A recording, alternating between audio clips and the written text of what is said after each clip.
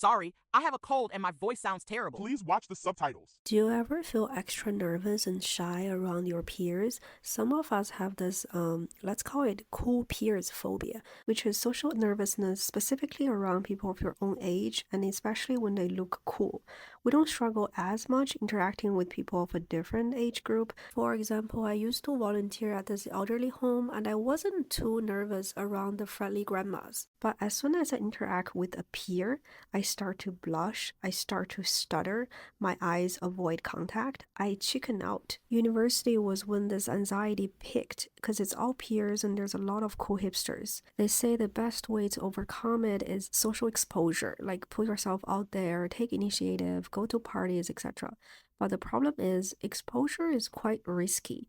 Imagine you muster up your courage and attempt a small talk, only to have the conversation fall flat after a few lines. Or even if you manage to get the talk going, it kind of leads nowhere. Like, it doesn't translate to friendship because it's all shallow small talk. For this reason, I personally don't think freshman parties are the best places to make friends for socially awkward people, as well as large frosh gatherings where strangers are expected to conjure conversations out of nothing. And I don't know if this is just me being socially dumb. I genuinely don't understand how people make friends through clubbing. Like, the music is loud AF, ain't nobody hearing anything, you have to freaking scream. So yeah, freshman year I made 0 friends, pretty much lost hope. Then I took a more strategic approach in sophomore year, which turned things around. I would like to share the roots in this video. First, let's talk about the underlying logic, which can be summarized into one word: distraction. Some social occasions feel awkward because people are hanging out for no reason at all. There's nothing bringing them together. You're interacting just for the sake of interacting. But if there's something that's going on in the background or something that you're both working on, it will be a lot easier to initiate a conversation. Whatever that thing is, it almost acts like a shield to protect you from the awkwardness. And friendship can happen as a byproduct rather than a destination. Plus, when your attention is drawn towards something besides socialization, it's easier to be confident because you get to show other traits of yourself other than just your terrible social skills. For example, in situations where Bocchi has to rely 100% on just social skills, her low self-esteem completely takes over and she struggles to even do the bare minimum. But when she's focused on band work, she's more at ease and even capable of taking insanely brave moves. So here are some scenarios that help me meet people organically. Note that it's not limited to common interest. It could also be a common fear or obligation or just something going on the side. Number 1, language class. Language class is a good example of having a common obligation, and due to its very nature, i.e. language being a tool for communication, you're almost set up to mingle with your classmates without you having to take initiatives. Your teacher and the syllabus will guide the way.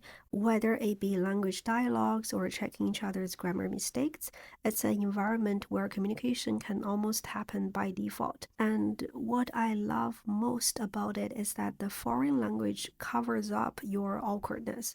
Everyone struggles in a language they aren't familiar with, so in a weird sense, everyone is on an even playing field. Even if I stutter, nobody will blink an eye because everyone is awkward as hell in that language. Plus, language classes stretch over a semester, so you'll be able to meet the same bunch of people consistently every few days, which is a great recipe for making friends. I made my very first university friend in my French level 1 class, and because that experience was so positive, I took another language class in summer, level 1 Japanese, and it turned out even better than the private one because summer classes were scheduled more frequently and our teacher would take us to summer festivals and stuff, so our entire class just bonded and everyone knew everyone else by the end of it.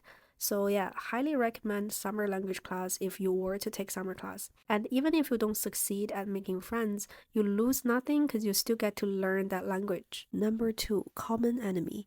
Nothing brings people closer than having a common enemy. In university, one thing you'll not be able to avoid is difficult classes and trash professors. But there is one perk, which is the opportunity to rant about it with your classmates. For example, I majored in mechanical engineering where the average GPA GPA is like a 2.5, so I made most of my engineering friends by pretty much just crying and whining together. Usually there will be a Facebook group for each class, and before tests and assignments, someone would organize a study session which welcomes anyone interested. I would say give it a go. Whoever organized it is usually grateful for anyone that shows up, and it's surprisingly easy to initiate conversations because you all share this burning desire to pass the course. Usually it would just go something like, have you learned anything from the last chapter? Nope. You? Nope. And that's peak bonding. Literally how all of my engineering friendships started. Number 3, fun electives. Regardless of the program you are in, generally you'll have some room for elective classes. Highly recommend you take advantage of them.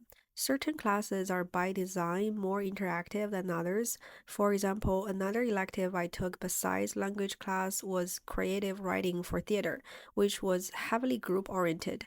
Now, group projects do not always work out, we all know that, but what's really great about these fun electives is that the atmosphere is usually super chill, like we're all in for an easy A, so everyone is pretty relaxed, the course load is light, the subject matter is entertaining, so it feels easier to get along with your groupmates. Besides creative writing, what are some other electives of the sort? I asked my college friends, and based on their responses, classes in the fields of theater/film, arts, and culture related tend to be pretty chill, so check them out. Number 4, of course, school clubs and organizations.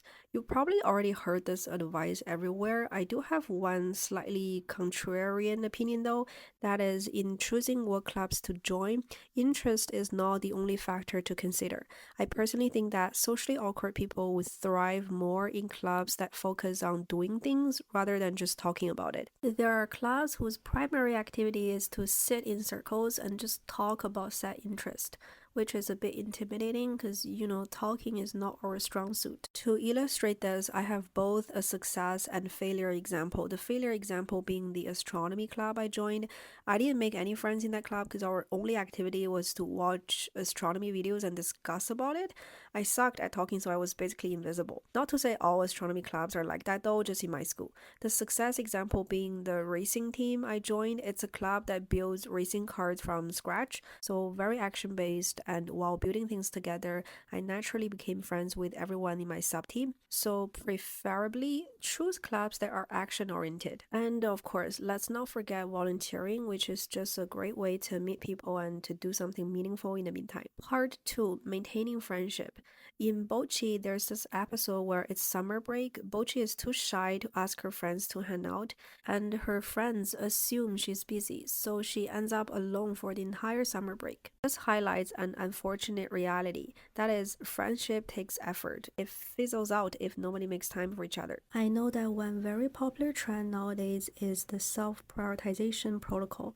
My goals come first. I should never let others disturb me, and that everyone should keep to themselves without bothering others, which is not wrong. Like, yes, people need to set boundaries and deal with their own stuff, but it's sometimes taken to an extreme, to the point that human interaction is considered a nuisance.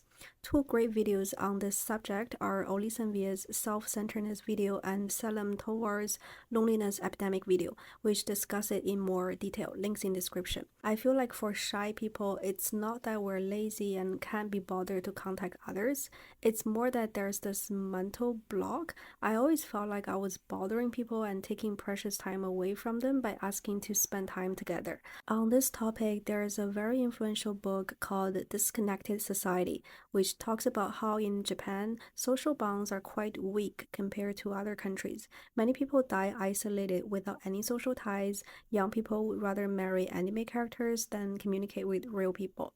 This trend is partially rooted in the Japanese cultural norm of extreme politeness and not bothering others at all costs, which does make them look courteous, but when taken to the extreme, it results in alienation and an indifferent, distant society. I would like to share one line of this book that hit me hard. This is a rough translation, by the way.